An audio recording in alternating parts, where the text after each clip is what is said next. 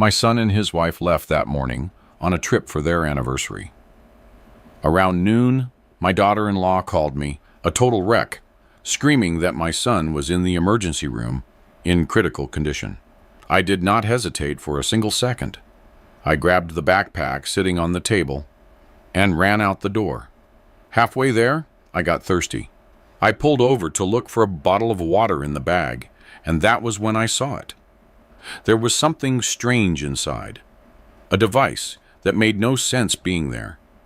Instead of getting back on the highway, I turned toward the nearest police station with the bag in my hands, never imagining that detour was going to save my life. The officer looked at the device, then looked at me. With a forced calm that did not reach his eyes, he told me to take a deep breath because that thing was extremely dangerous. He said it was a miracle I was standing there to hear him instead of being blown to pieces on the interstate. Before I tell you exactly what that device was, why it was in my car, and how I discovered my own son wanted to wipe me off the map for millions of dollars, I want you to do something for me. Tell me where you are right now and what time it is while you are listening to this story. Write it down in the comments, because I need to know where you are hearing me from and who these words are reaching. What I am about to tell you, it is not fiction or some made-up script for a video. This happened on a Saturday morning, the 16th of December, in a quiet house on the outskirts of Charlotte, North Carolina. The silence there had become too heavy after living alone for so long and blindly trusting the wrong people. That Saturday, my house was in a deceptive calm. Outside, a thin layer of frost covered the driveway and the car. The grass shimmered with tiny ice crystals, and every time the wind blew, the dry leaves scraped the ground like someone walking unseen. Inside, the wall clock kept a steady tick-tock, the kind of sound you only hear when you have spent years living by yourself. I was making coffee in the kitchen, checking the news on my tablet, and thinking my only plan for the day was to hit the hardware store to buy some new hinges for a cabinet I had been promising myself to fix for months. Nothing out of the ordinary, nothing that suggested that just a few hours later, I would be watching the car I was supposed to die in go up in flames. It was 10:30 when the phone rang. It was not an odd time for a call, but there was something about the ring, a sharp urgency, like it was ringing louder than usual. Sometimes you sense disaster before it arrives, even if you cannot explain why. I left the cup halfway to my mouth, wiped my hands on my pants, and answered on the second ring. "Hello," I said, my voice still raspy from the morning. On the other end, I heard Brianna, my daughter-in-law, her voice broken by sobs. It was not a controlled cry. It was one of those hysterical screams that pierce your eardrums. "Brianna," I asked, feeling my heart shrink. "What is wrong? Where is Julian?" "Pops, it is Julian," she stammered, through tears, almost choking. "There was an accident. A crash on the highway. He is at the medical center in Atlanta. They are saying he is critical. You have to come now. Please, please, come now." The world tilted under my feet. My hands shook. The cup hit the counter, and the coffee overflowed onto the granite, forming a dark puddle that slid to the floor. I did not understand anything. I only heard her crying, and the word critical bouncing around inside my head like a hammer. "What happened?" I insisted, feeling a sharp stinging in my chest, a pain rising toward my neck. "Tell me exactly what happened." "I do not know," she cried even louder. We were coming back from breakfast. We were happy. And another car. I do not know. Pops. It was all so fast. He cut us off. Julian lost control. He is unconscious. They are running tests. The doctors say they do not know if he will make it to the end of the day. You have to come, please. Come now. I was 62 years old, and yet my heart had not learned how to manage fear. At that age, you have been to many funerals. You have seen friends, neighbors, even your own wife pass away. But a son, you are never prepared to lose a son.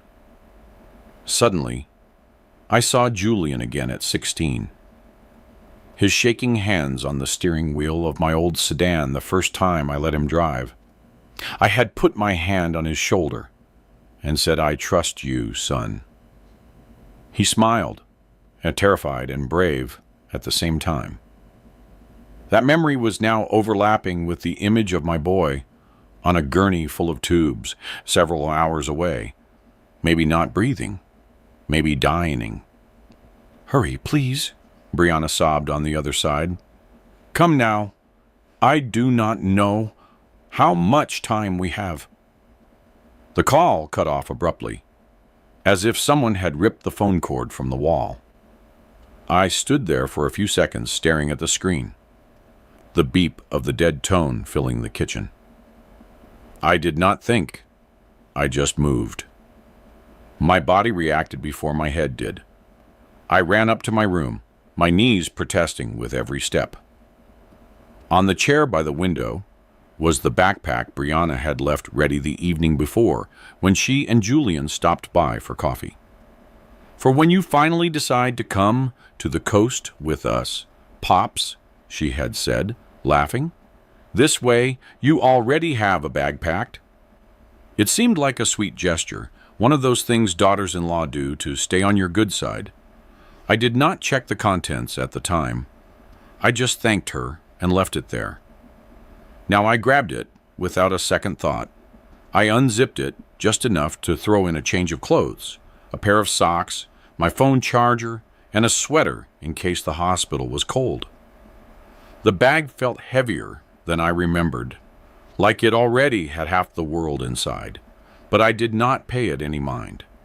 It was not the time to question anything. I headed down the stairs, heart thumping in my chest.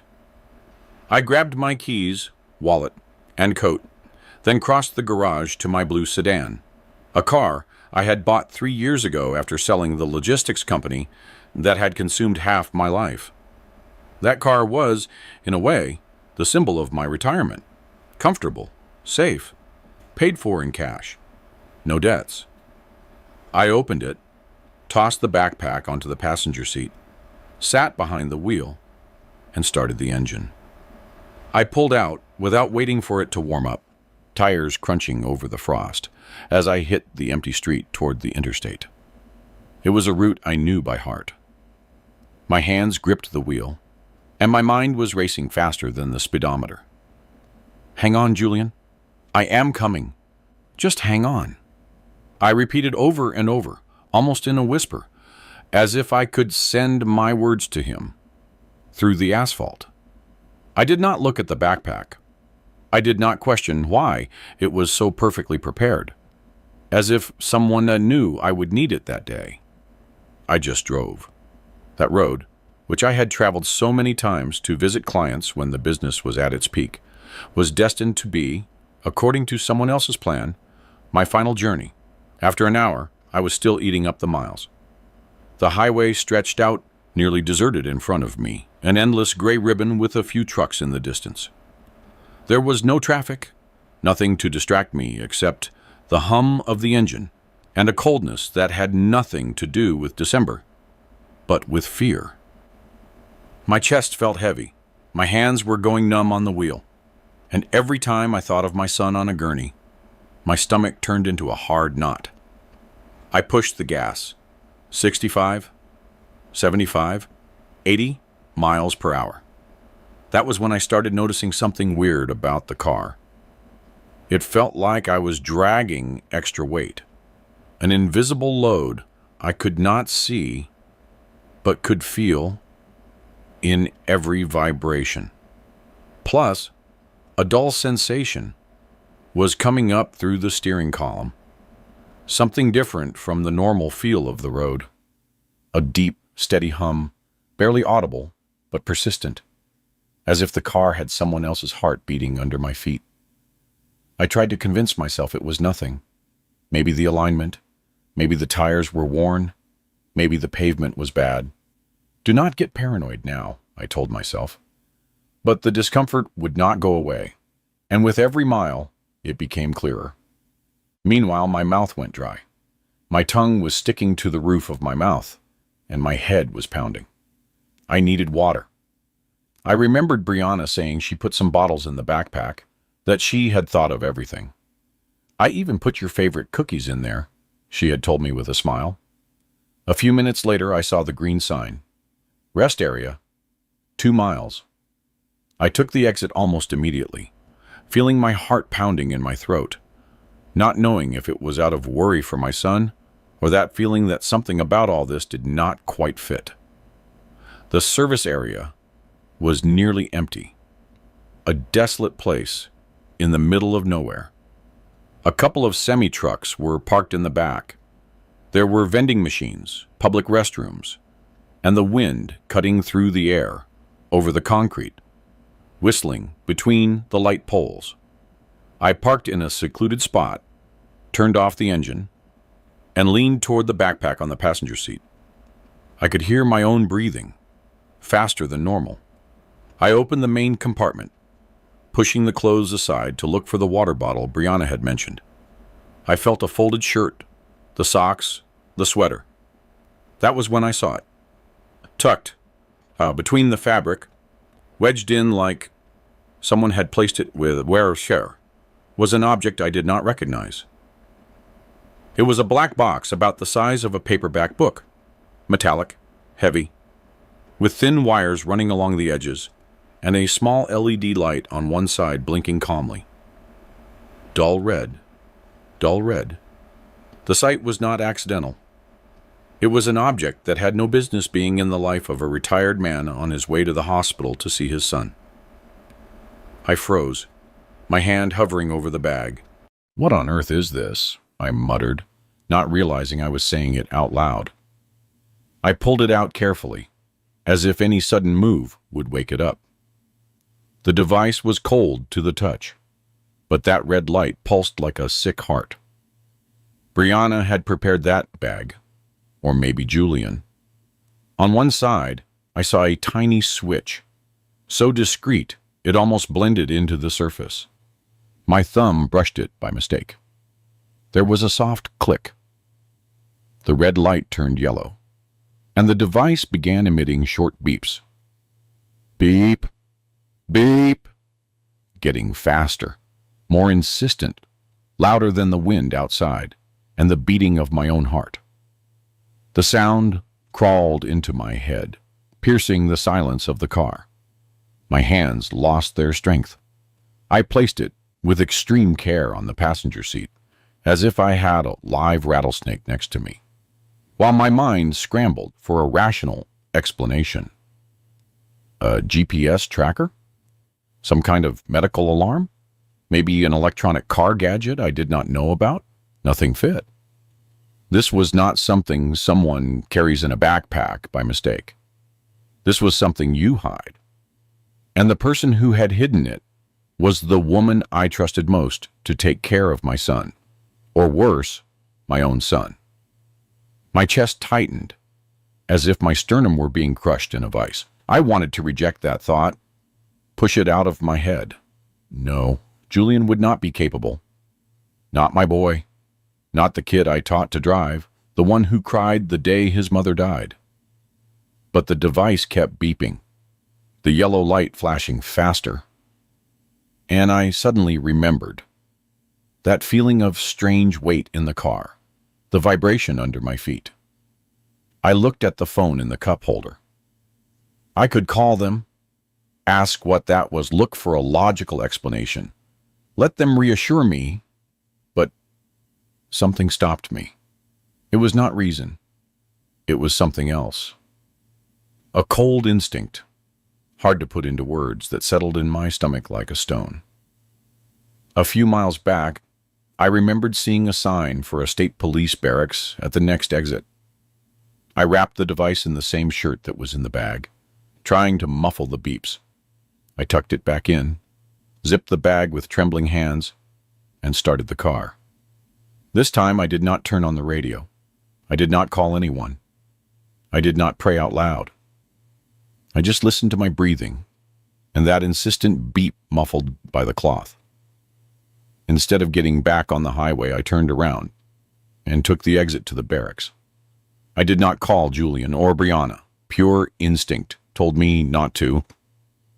I was driving toward the only people who might have answers and who might be the only ones I could still trust. 5 minutes later, I parked in front of the police building. It was a low brick construction with a flag at half-mast, barely moving in the cold. There were 3 cruisers parked there, covered in a thin layer of dust, as if they had not moved in weeks. I took the backpack, felt the weight of the device inside, a weight that was no longer just physical, but moral, and walked through the glass doors with shaky legs. Inside, the station was small and bleak. 3 metal desks, flickering fluorescent lights, the hum of a ceiling fan, and the stale smell of reheated coffee mixed with cheap disinfectant. A young officer behind the counter looked up when I walked in. His eyes immediately went to my hands gripping the bag and to my pale face. "Morning, sir. How can I help you?" he asked, though his tone already had a hint of alert. I placed the bag on the counter, opened it with clumsy fingers, and pulled out the device still wrapped in my shirt. The yellow light filtered through the fabric, and the beep, though muffled, was still sounding impatient. "I found this in my bag," I said, hearing my own voice, as if it belonged to someone else. "I do not know what it is, but it should not be there." The officer looked at it and went white, as if the blood had been drained from his face. "Sir, do not touch it," he whispered, stepping back. At that moment, a door at the back opened. A man in his mid-50s with graying hair, a neatly trimmed mustache, and a sharp gaze stepped out with a confident stride. He had an inspector's badge hanging from his belt, and the weariness of many years of seeing the worst in people marked in the bags under his eyes. His gaze went straight to the device on the counter, and his expression changed instantly. The relaxation vanished, replaced by a cold concentration. "Everyone back," he ordered, his voice cutting through the air like a knife. The young officer backed away immediately. The inspector, whose name tag read Kincaid, grabbed his radio. With a firm hand. "Dispatch, this is Kincaid. I need the bomb squad at the barracks. Possible remote detonator. I repeat, possible detonator. Proceed with maximum urgency." The word hit me like a punch to the chest. Detonator. Suddenly, everything clicked with a clarity that was terrifying. The weird weight of the car, the vibration, the beeping, Brianna's call pushing me onto the highway. "Sir," Kincaid said, looking me in the eye with a seriousness that allowed no argument, "I need you to step outside with me without touching anything else.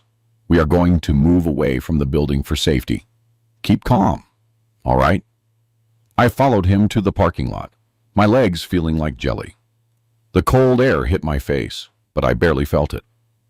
"What is your name?" he asked, as we moved a few yards away. Elias Van Cleef," I replied, swallowing hard. "I live on the outskirts of Charlotte." "Mr. Van Cleef, where did you get that device?" he insisted, already in interrogation mode.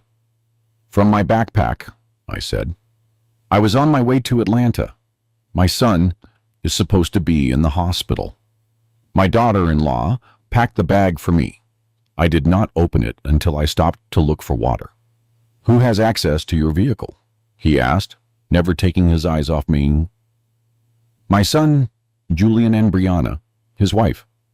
They have keys to the house. We are close," I replied, almost automatically. "But they would not be capable. They are in Atlanta. Julian is hurt. Kincaid held up a hand to stop me. It was not a rough gesture, but it was final. "We will see about that," he said with a strange calm.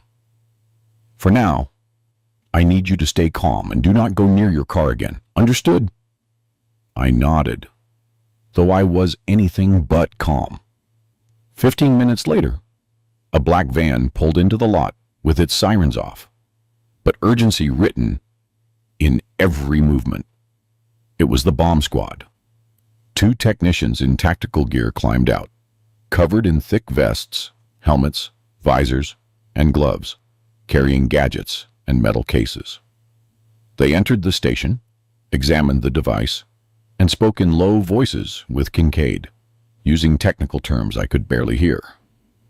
After a few minutes, one of them came back out. "Inspector, we need to check the gentleman's car," he said, pointing toward the parking lot. My blue sedan was a few yards away.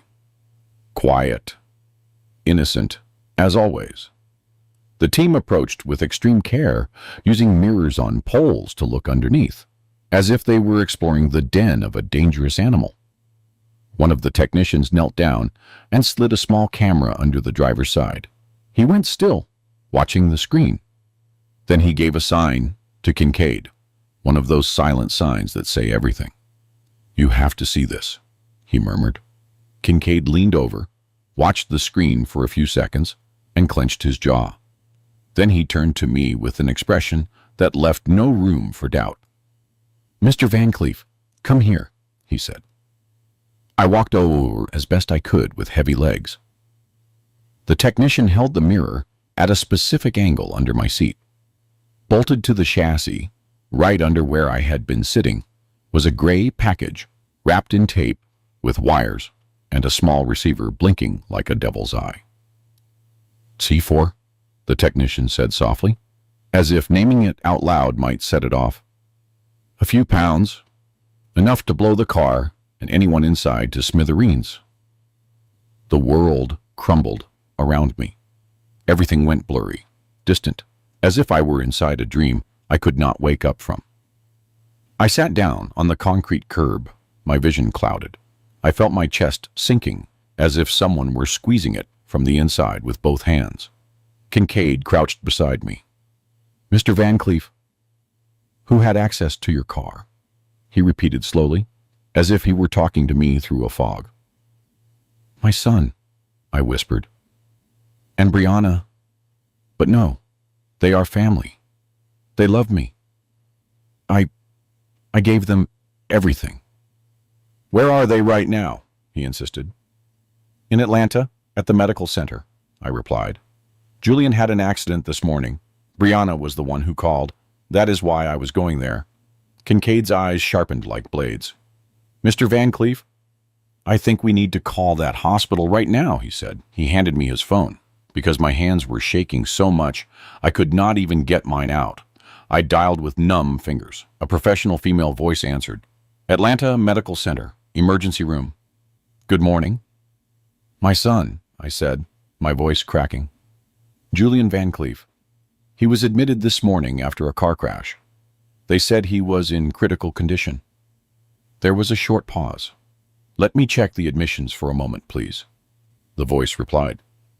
The seconds stretched out like hours while I stared at my car from a distance, knowing that if I had not been thirsty, if I had not stopped, I would be a fireball in the middle of the interstate right now. "Sir, I am sorry," the voice said when she returned. "We have no patient by that name, and no admission today matching that description." The phone slipped from my hand and hit the ground. I felt like my stomach had been ripped out. Kincaid picked it up, finished the call with 2 brief sentences, and sat down next to me on the curb. "Mr. Van Cleef," he said quietly, without beating around the bush. I think someone wanted you to disappear. And I think deep down, you already know who. I could not speak or breathe. Julian was not in the hospital. There had never been an accident, which meant it was all a lie. The desperate call, Brianna's panic, the trembling tone asking me to hurry. It was all a carefully designed trap to get me alone on the road, driving fast, desperate, straight to my end. My son, the boy I raised alone after his mother died, had allowed a device to be placed under my seat. His wife had put the detonator in my bag. They wanted to wipe me off the map, and they almost succeeded. An hour later, I was sitting in Kincaid's cramped office. It smelled like old coffee, damp paper, and something I could not name. Maybe accumulated exhaustion and frustration. The walls were covered with dented metal filing cabinets, and the desk was nearly buried under piles of files, photo, notes, and open folders. A single window let in the pale December light, filtered through some half-crooked blinds. Kincaid sat across from me, offered me water, a chair, silence, and time to stop shaking. I accepted everything except the silence, because inside my head, there was a storm. After a while, when I could finally hold the glass without spilling it, he slid a manila folder toward me. You need to see this, he said with a calm that hurt more than any scream. I opened it. The first page was a bank statement in my son's name. Red numbers everywhere. Debts, overdrafts, accumulated interest. Your boy owes $500,000, Kincaid explained, pointing to the figures. Crypto investments that went south, credit cards, payday loans, online gambling. He has been drowning for years, just kicking the can down the road. I stared at the number, 500,000. I had to blink several times to make sure I was reading it right. How had I not known anything? I thought I knew everything about my son's life. Kincaid pulled out another document. A month ago, a life insurance policy was activated in your name, he continued. $2 million. Beneficiary, Julian Van Cleef. My hands went numb, as if the blood had decided to leave my fingers. I did not sign that, I stammered. I have never taken out anything like that. We know, he replied. Handwriting experts have already compared the signature. It is a forgery. It is Brianna's handwriting. He placed another photo in front of me. Brianna, smiling in a picture taken from her social media. Impeccable, with makeup, with that air of a woman who knows exactly what she wants. We also tracked her online history, he added. She searched for remote detonation systems, dark web forums, downloaded instruction manuals. She planned everything, Mr. Van Cleef. Every detail. Your son is not the brains here. He is the weak piece she knew how to move. The office felt small, unbreathable. My head hurt, my chest, my back, even my memories. But Julian, I tried to protest, clinging to any version of reality where he was not part of it. Your son is buried in debt, Kincaid said without cruelty, just stating facts. He is not a movie monster, he is a weak and desperate man. And weak, desperate people do unthinkable things when someone smart and ruthless promises them an easy way out.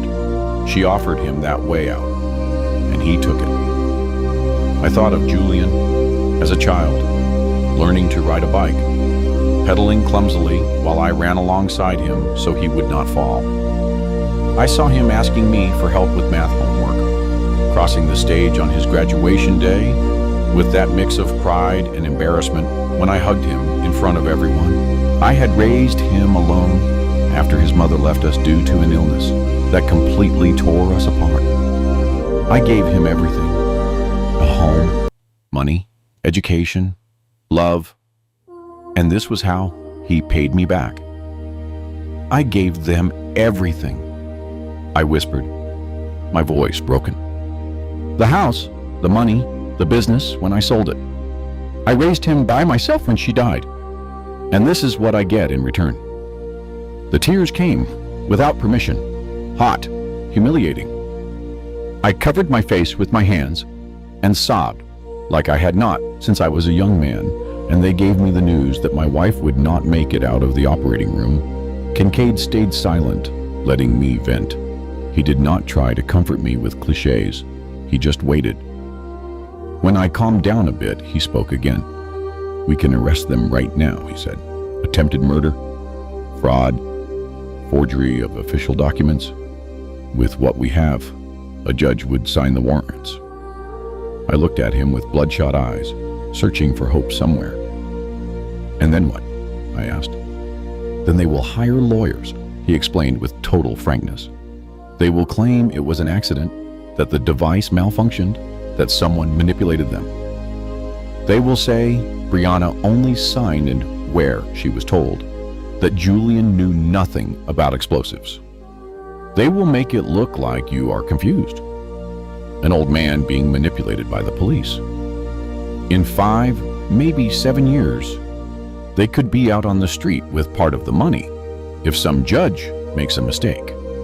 It hurt to hear the word "old man," but I knew that legally, that was what many saw, an elderly, vulnerable man. "Or?" I asked, because I knew a mind like Kincaid's did not present a problem, without having another option up his sleeve. Kincaid leaned forward, resting his elbows on the desk. "Or we make them believe they succeeded," he said in a low voice. "We let them try to collect the insurance. We catch them in the act with evidence no one can dispute.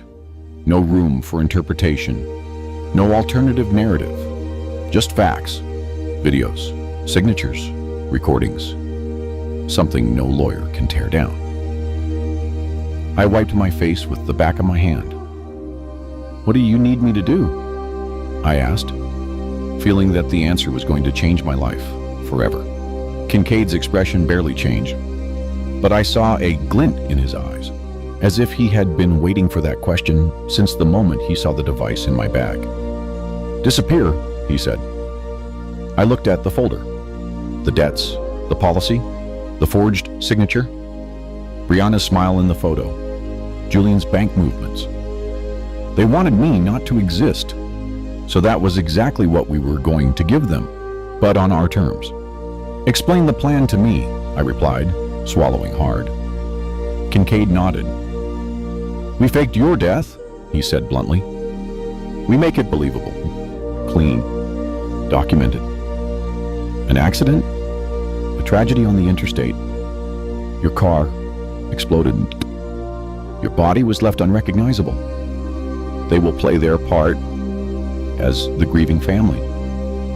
They will cry in front of the neighbors, organize a wake, attend the identification of the remains, and when they walk through the doors of the insurance company, when they smile inside and sign the papers to collect the policy, we will be waiting for them with all of this."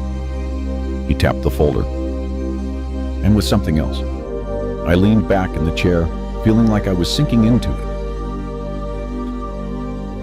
My son, my blood. But he was no longer my boy. He was a stranger who had sat at my table, who had hugged me the day before, who had told me, "Drive carefully, Pops," knowing he was sending me to the slaughterhouse. "Do it," I said at last, my voice dry. Kincaid stood up and offered me his hand. I shook it. In that handshake, Elias Van Cleef ceased to exist for the world. At 5 in the afternoon, we were in an abandoned limestone quarry several miles outside the city. It was the kind of place people forget exists. Rocky walls on 3 sides, a gravel plain in the center, and dirt roads that led to nowhere. The echo returned every sound with strange force, as if the earth itself were listening. The sun was already down, casting long stretched shadow over that deserted space. My blue car sat alone in the middle of the clearing, a mechanical ghost about to turn to ash. I was behind a concrete wall about 200 yards away, alongside Kincaid and the bomb squad. Behind us, the technicians worked in silence. They had brought the car on a tow truck from the station. Now, they were preparing it to become my symbolic casket. A technician put a crash test dummy in the driver's seat dressed in clothes similar to mine to simulate a body. Another placed my wallet and one of my shoes near the area where the twisted chassis would remain, objects that would survive the fire and serve to identify the victim. They took photos, measured angles, checked cameras that would record everything for the official report. I watched every movement with an empty chest, as if I were watching a scene from a movie about another man. "Mr. Van Cleef," the head of the bomb squad shouted from the other side of the wall, "you might want to look away when we detonate." I shook my head. "I do not need to look away," I replied. If I was going to die, I wanted to witness my own death. He did not argue. They finished preparing the scene and joined us behind the wall. One held a remote detonator, another carried an extinguisher, and a third held a high-definition camera to record the blast. "Are you sure you are ready?" Kincaid whispered, never taking his eyes off the car. I was not, but I said, "Go ahead." The chief spoke into his radio with professional calm. "All personnel clear of the area. Detonation in 5, 4, 3, 2, 1. He pressed the button. The explosion shook the quarry like thunder. First came the light. A massive fireball erupted under the car, orange and red, with a thick column of black smoke rising toward the sky, staining it. The sedan lifted a few inches, flipped, and fell as a mass of burning metal that creaked as it twisted. The sound bounced off the rocks, brutal, absolute, filling everything. I felt the shockwave in my chest, in my teeth, in my bones. I could not look away. That was supposed to be me, burned, erased, reduced to a police report and a couple of charred objects. My knees failed me for a second. Kincaid put a firm hand on my shoulder, anchoring me to reality. "Are you okay?" he asked. I did not know if I would ever be okay again. Firefighters approached with hoses, spraying white foam over the remains. The flames subsided little by little, revealing a black skeleton of steel and melted plastic. The air smelled of rubber, burned gasoline, and death. "I do not know who I am now," I murmured, more to myself than to him. 2 hours later, I was no longer the man who left his house that morning, thinking he was going to the hospital. I was officially dead, with a first and last name. I was in a safe house on the other side of town, a small apartment with simple furniture, beige walls, a single window overlooking a random parking lot, and a patch of unimportant sky. The kind of place where no one looks twice. Kincaid took me there, gave me a key and a new phone. He ordered me to stay inside, turn off my personal cell phone, and let the world believe I was dead.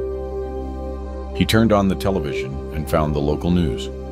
It did not take long to appear. The anchor, with a solemn expression, spoke, while behind her an image of my car was seen burning in pieces by the side of the highway. "Breaking news," she said, looking at the camera. "Elias Van Cleef, 62, a retired businessman from the Charlotte area, died this afternoon in a vehicle explosion on the interstate toward Atlanta. Authorities are investigating the causes, but early reports point to a possible mechanical failure. He was traveling alone at the time of the incident. He is survived by his son and daughter-in-law." Next, my photo appeared on the screen, one from 5 years ago, smiling with more hair and fewer wrinkles. Below, in white letters on a black background, in loving memory, 1962 to 2024. I stood there staring at my own face, my name, my dates, my official end. It did not seem real. It was like looking at someone else's obituary. Kincaid lowered the volume with the remote. "Now we wait," he said, "and we watch." "How long?" I asked, never taking my eyes off my frozen photo on the screen. "Not long," he replied. "They will see the news. They will have to react. They will play their part as the devastated family. They will answer calls, receive condolences, and when they think it is safe, they will go for the insurance money. What people really are is seen when they smell money." I looked back at the screen. My photo was still there. In loving memory, I was a ghost in life, watching my own death, waiting for my son and daughter-in-law to sit at the table where they planned to divide the price of my head. That same night, at 8, I was still in the safe house. Kincaid had turned the living room into a small surveillance center. 3 monitors lit up the darkness. On one, you could see the cold hallway of the hospital morgue where they would take the charred body that was supposedly me. On another, the room where they show bodies to relatives for identification. On the third, the interior of my own house, thanks to the hidden cameras his team had installed hours earlier in places I had pointed out on a floor plan. I saw Julian enter the identification room, his face red and his eyes swollen from crying so much, or from pretending he had cried. Brianna walked beside him with a hand on his shoulder, the perfect posture of a supportive, devastated wife. She was dressed in black, her hair pulled back with no apparent makeup, the exact portrait of mourning. The medical examiner led them to a gurney covered with a white sheet. Underneath was a charred body that was not mine, but a John Doe whom the system had already forgotten and who now served to complete our plan. Kincaid had arranged everything. The coroner lifted the sheet just enough to show the unrecognizable face.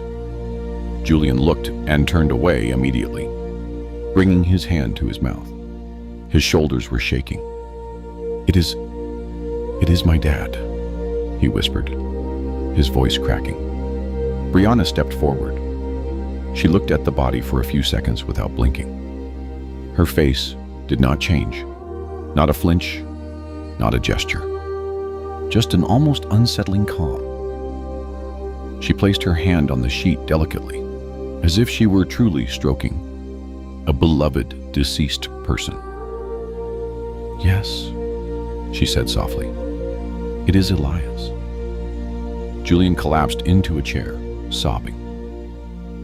Brianna knelt beside him, hugged him, whispering something in his ear that the microphone did not catch.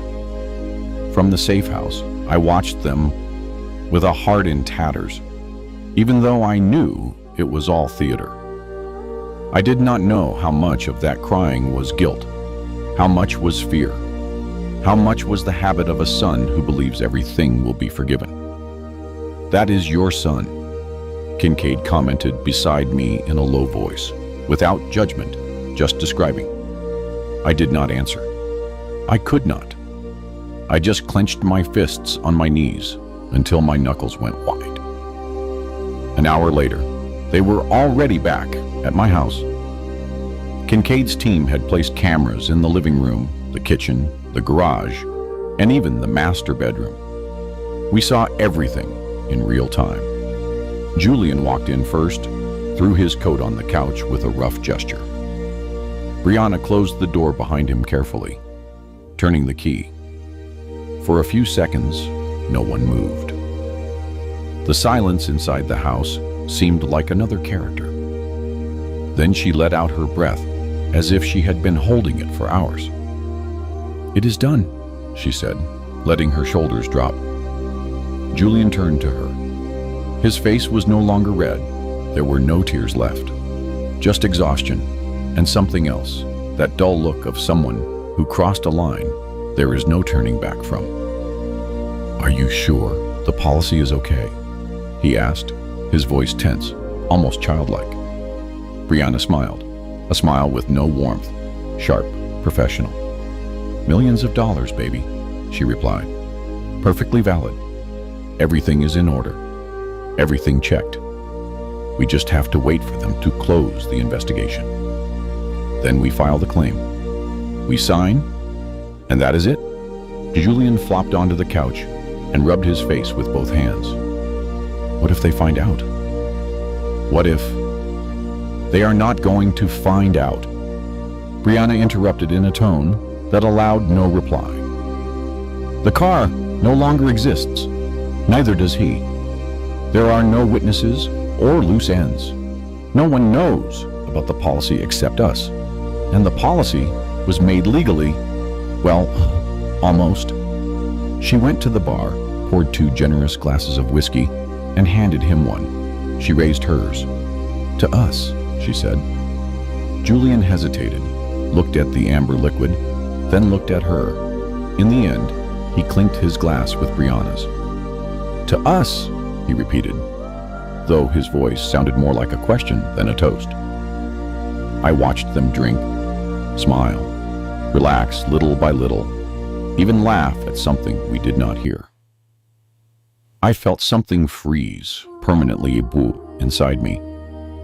The child I raised would not have been able to toast over my symbolic grave, but that man I saw on the screen was doing it. Kincaid glanced at me. "How are you doing?" he asked. I was not okay, but I nodded. The hardest part was yet to come, the part that no judge would see, but that would break what was left of Julian's sanity and Brianna's arrogance.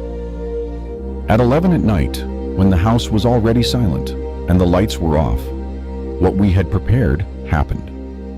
They were sleeping upstairs. Suddenly, from the living room, music started playing, a soft piano melody I knew all too well. It was Bésame Mucho, my wife's favorite bolero, the same song that played the night I proposed to her, and the same one she played on the old radio in the living room on Sundays while she cooked. That radio had not been used for months. I had unplugged it myself. Julian appeared at the top of the stairs, disheveled in his pajamas, frowning. "You put the radio on," he shouted toward the bedroom. Brianna came out wrapped in a satin robe. "I thought it was you," she answered, annoyed. They went down together slowly, as if they feared finding someone sitting on the couch. The music kept playing from the old radio in the living room, the same one that had sat for years on the cabinet by the fireplace. Julian stared at it, with his jaw clenched. "I turned it off and unplugged it the other day," he murmured. "That thing shouldn't even turn on." "Well, turn it off again," Brianna replied, trying to sound calm, though the tension in her voice was obvious. He pressed the button, turned the volume knob, unplugged the cord. The music cut off instantly. A thick silence filled the room, the kind of silence that weighs more than any noise. They stood still, not speaking, looking at the device as if they expected it to turn on again by itself. Brianna let out a nervous chuckle. "Old house? Old wires? Weird things?" she said. "It is nothing, Julian." He did not look convinced. He looked around, at the family photos on the wall, at the couch where I sat so many times to watch games with him. "Yeah, must be that," he replied, but his voice was shaking. In the safe house, Kincaid leaned back in his chair with his arms crossed and a professional, joyless half smile. "This is just beginning," he commented. I watched the screen in silence, seeing my son in my living room. Scared, confused. We had sown doubt, fear, the question, what if he isn't really dead? The next day, we would raise the stakes. The following night, Sunday, Julian went to bed earlier than usual. Brianna followed him an hour later. They did not know that Kincaid's team had entered the house while they were out, arranging details with pinpoint accuracy. From the Bimley house, we saw the signal from the bedroom camera. Julian crawled under the covers, turned off the light, settled his head on the pillow, and went rigid. He felt something hard at the base of his neck. He sat up slowly, turned on the lamp, and reached under the pillow. His fingers touched something cold, metallic.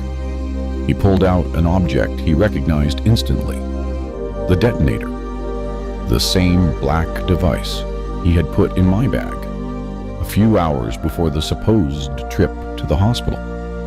The yellow light was blinking slow and steady, as if marking the rhythm of his guilt. On the bottom of the ding was a handwritten note in my handwriting, the kind he knew from notes on the fridge. "Did you forget to turn this off, son?" "Pops." Julian let out a scream that chilled the blood even through the screen. He threw the device across the room as if it were burning. It hit the floor with a dull thud. "No, no, no," he repeated, out of his mind, his breathing out of control. Brianna burst into the room, her eyes wide. "What is wrong? What is that?" she asked, looking around. Julian pointed at the floor, his hand shaking. "How? How is it here?" "It was supposed to have exploded with him. It was supposed to be with him in the car. I put it there." He covered his mouth, as if he had just realized what he had confessed out loud. Brianna looked at the device, went colorless, took 2 steps back. "Someone is mocking us," she whispered. "Someone was here." "It is him," Julian screamed. "He is not dead. He knows that. Brianna slapped him hard across the face. A dry crack I could almost feel from the screen. "Shut up," she spat. "Get a hold of yourself. He is dead. We saw him in the morgue, remember? We saw what was left of him. Do not start with this nonsense." Julian slumped onto the bed, covering his face with his hands. His whole body was shaking. "Then who did this?" he whispered. "Who came in here? Who knows everything?" Brianna exhaled slowly, sat next to him, but her voice sounded icy, calculating. "I do not know," she said, "but in 3 days, we collect the money. Just 3 more days. Hang on, okay? After that, we can get out of here, start somewhere else, make a new life." 3 days, Julian. Julian nodded, but his eyes were empty, lost somewhere in the floor. On the monitor, we saw him curl up, rocking slightly like a scared child. And then I heard it. Very soft, hardly more than a murmur caught by the camera's microphone. "Forgive me, Pops. Forgive me. Forgive me." I closed my eyes and felt something break inside me for the second time. I did not know if the attempted murder hurt me more, or that desperate plea recorded in a room where I no longer existed. At least, not to them. Kincaid said nothing. He just handed me a handkerchief. 3 days later, on Thursday, December 21st, they were to go to the insurance company. They did not know we were waiting for them on the 40th floor of a glass skyscraper, where the truth was going to blow up in their faces louder than any explosive. That Thursday morning, the insurance company offices occupied the top floor of an elegant building in the city's financial district, with floor-to-ceiling windows showing avenues full of cars and busy people unaware of the tragedy. The shiny wooden desks, leather armchairs, well-tended plants, and walls with diplomas created an atmosphere of cold professionalism. 3 men in suits were waiting for them in a spacious boardroom with a long table and a giant screen at the back. It was the perfect stage for settling scores. Julian and Brianna arrived dressed in black, sober, with their mourning perfectly studied. Brianna was the first to shake the hand of the insurance director. "Thank you for receiving us at such a difficult time," she said, her voice perfectly modulated. Not too broken, not too firm. The exact tone someone truly in mourning would use. The director, a man with gray hair and a weary face, nodded, accustomed to seeing pain and also seeing falsehood. "Our deepest condolences," he replied. "Please, take a seat." They settled in. Brianna interlaced her hands on the table, her nails perfectly manicured. Julian's leg was moving non-stop under the desk. From where I was, behind polarized glass in an adjacent room, I could see everything through a monitor, and also live thanks to a one-way mirror.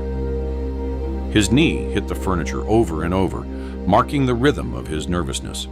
The director slid a pile of papers toward them. "Before we proceed with the payment of the policy," he explained, "we have a protocol. We review the timeline of the incident, the documentation submitted, and some security elements, especially on high-value policies like your father's." Julian nodded quickly. "Almost too much." "Of course, whatever you need," he said, trying to sound helpful. The director took a remote control and pressed a button. Behind him, a large screen descended from the ceiling. The lights dimmed slightly.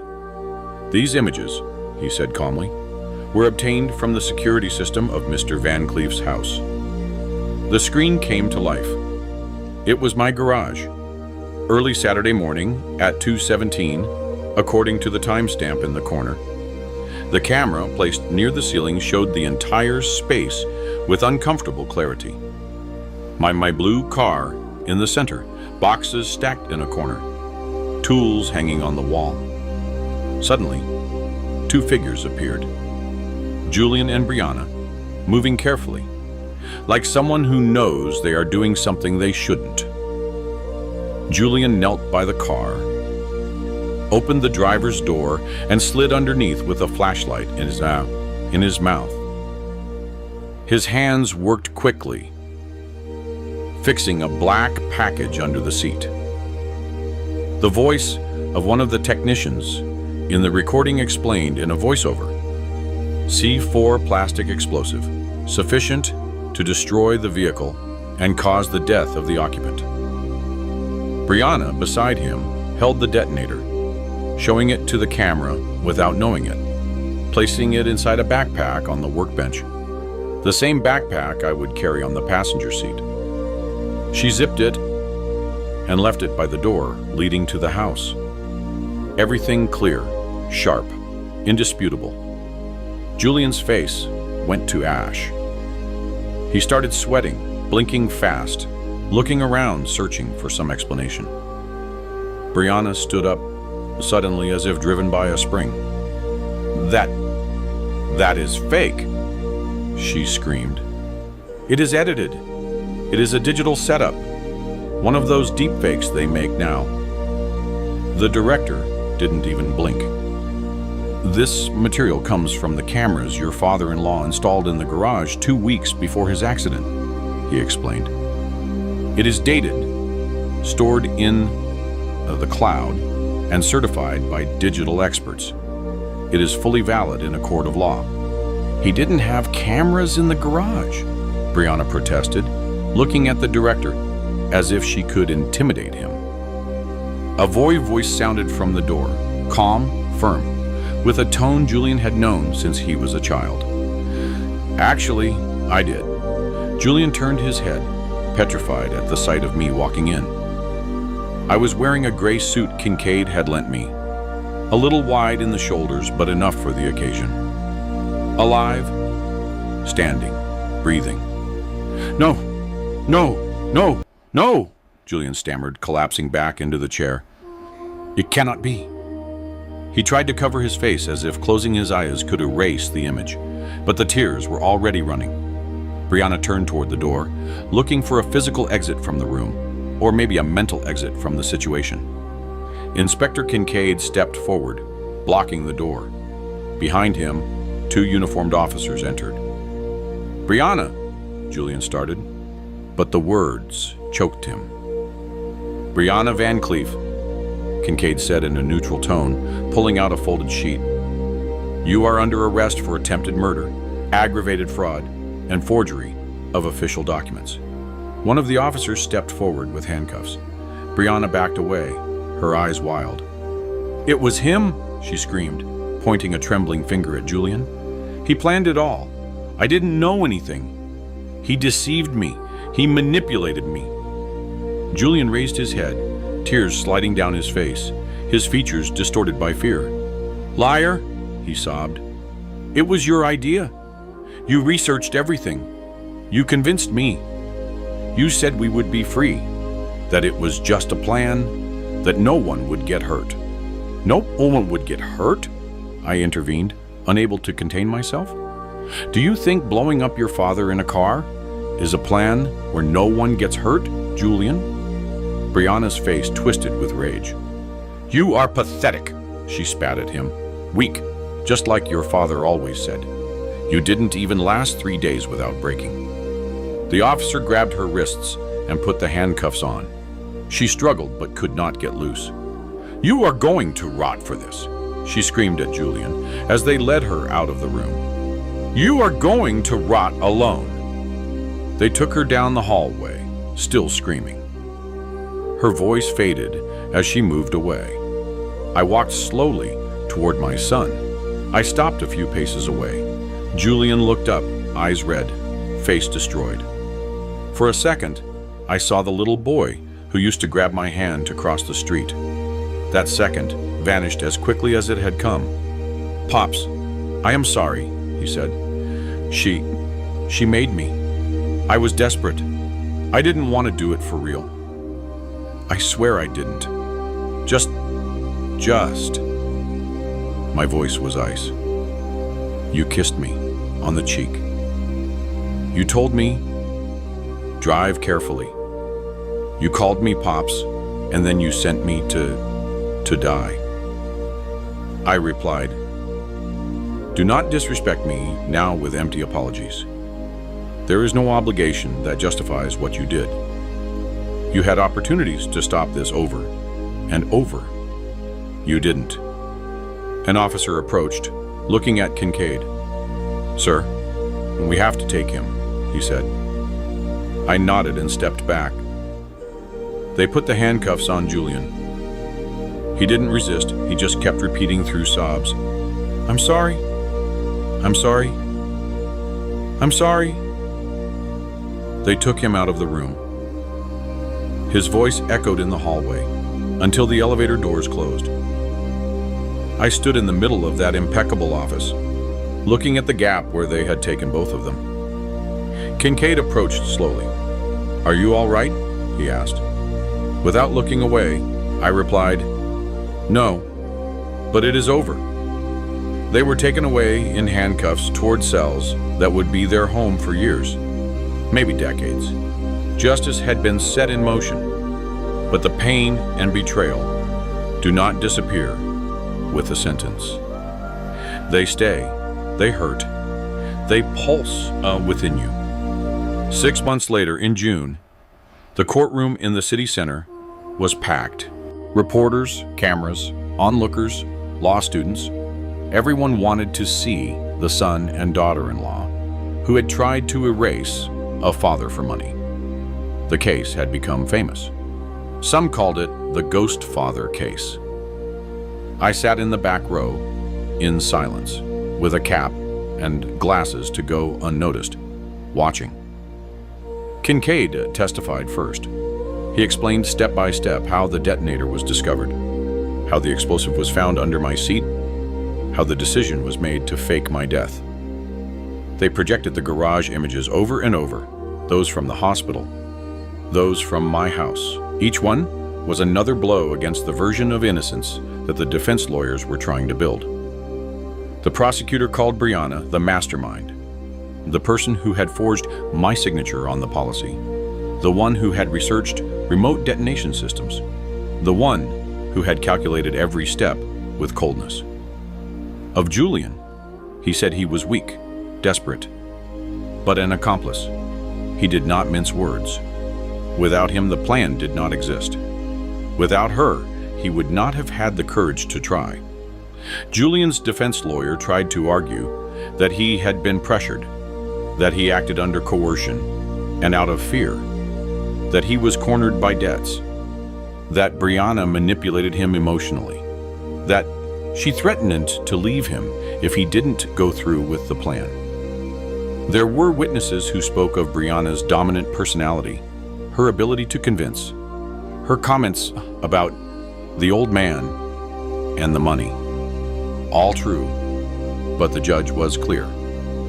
Desperation does not justify a conspiracy to kill your own father, she sentenced, looking Julian in the eye. Emotional manipulation does not erase responsibility. You had multiple opportunities to stop this, and you never did. Brianna received life in prison without the possibility of parole. She smiled coldly when they read the sentence, as if she refused to let a court take away her pride. To her, losing freedom seemed less serious than admitting her plan had failed. Julian received 25 years. He cried. I felt nothing. Not satisfaction, not revenge, not relief. Just a bitter certainty. The son I loved, if he existed, was buried under layers of debt, cowardly decisions, and a wife who had seen in me a number with many zeros. Not a father-in-law. Today, I live in a one-bedroom apartment on the outskirts, with simple furniture bought secondhand, no garage, and no expensive car. I sold the big house with its manicured garden and its spacious garage. And I donated most of the money to organizations that help young people in debt and widows with children. People who truly need an out that doesn't involve crime. I kept just enough to live peacefully, without luxury, without excess. 3 mornings a week, I volunteer at a senior center. I read aloud to those who can no longer see well. I bring them coffee, listen to their stories, and keep them company when they feel lonely. Sometimes, when we finish reading, they tell me their own family betrayals, their disappointments, their guilts. I am not the only father who has felt that his blood stabbed him in the back. That somehow makes me feel less strange and more human. In the afternoons, I sit on the balcony and watch the sun go down behind the low buildings and a gray river in the distance. I listen to the sound of children playing in the street vendors, dogs barking. I think about what I lost and what I saved. I lost my son, at least the son I thought I had. But I saved something more important, my soul and my conscience. I saved the possibility of looking in the mirror without lying to myself. Money corrupts. Greed is poison. And trust, when it breaks that way, never comes back as it was before. Julian writes me letters from prison. Some are long, others are barely 2 lines. He asks for forgiveness, tells me which prison workshops he works in, tells me about a pastor he met there, tells me he has changed. I do not open them. I keep them in a shoebox all together, the way you keep photos that hurt. Maybe one day I will read them. Today, I cannot. Brianna finally understood what it means to lose everything. Beauty, freedom, control. She ages in a cold cell, alone, forgotten by the same friends who used to surround her for her parties and her perfect photos. Once, her profile appeared in a newspaper in black and white under the headline, "The daughter-in-law who wanted to blow up the father-in-law." After that, the world forgot her. And I, who died on a highway, am still here. I am not rich. I am not surrounded by family. I do not have a brilliant surname in business magazines. But I am alive, truly alive. And that is worth more than $2 million. Today, I value things I used to overlook. A rainy afternoon with a good book, a sincere conversation, the laughter of an old man when a bad joke reminds him of his youth. I get up from the balcony, go into the kitchen, and start preparing a simple dinner: pasta, sautéed vegetables, a cup of tea. I hum softly, a song my wife used to sing in the kitchen on those quiet Sundays. Besame mucho, the same one I used to scare my own son and make him feel for an instant that the dead can also settle scores. I smile slightly with that mix of nostalgia and peace that only someone who has lost almost everything and still stands understands. I am Elias Van Cleef. I am 62 years old. I am a retired businessman, and I am the man whose own son tried to erase him for $2 million. This is my real story, without unnecessary fluff, without exaggeration. And it is one of those grandfather stories you need to hear, because the lesson might save your life. If there is anything I want you to take away from all this, it is this: do not be like me. I trusted blindly. I gave my son everything: money, a roof, second chances, even when the signs were right there screaming in my face. I ignored the excessive spending, the new credit cards that appeared out of nowhere, the air of everything is owed to me, the coldness in Brianna's eyes when she talked about inheritance and a secured future. God sent me warnings in the form of small discomforts, but I covered them with affection and excuses. I thought love could cure greed. It cannot. Greed is a poison that corrodes from within. And when you feed it, when you hand over wealth without teaching responsibility, when you confuse love with blank checks, you are not helping your children. You are destroying them. You are teaching them that their value is in what they receive, not in what they are capable of building with their own hands. I believe God left me alive for a reason. To tell this story so that someone on the other side of the screen opens their eyes before it is too late. Do not build your legacy only on money. Build on values, on faith, on the idea that no inheritance or policy is worth more than integrity. You do not owe your children millions. You owe them healthy boundaries and example, and truth, even if it hurts. This real story is a warning, one of those grandfather stories told so that those who come after do not repeat the same mistakes. If this touched your heart, tell me in the comments where you are listening from and what lesson you take away.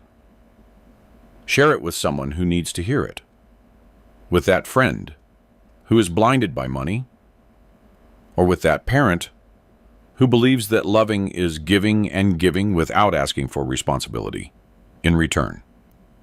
And if you want more real stories like this, subscribe, because wisdom is not just learned, it is shared. May God bless you. Guard your heart and remember, trust in God, but protect very well who you give your trust to and how far you are willing to close your eyes out of love. Sometimes opening them in time is the difference between living to tell about it or becoming just another name in an obituary.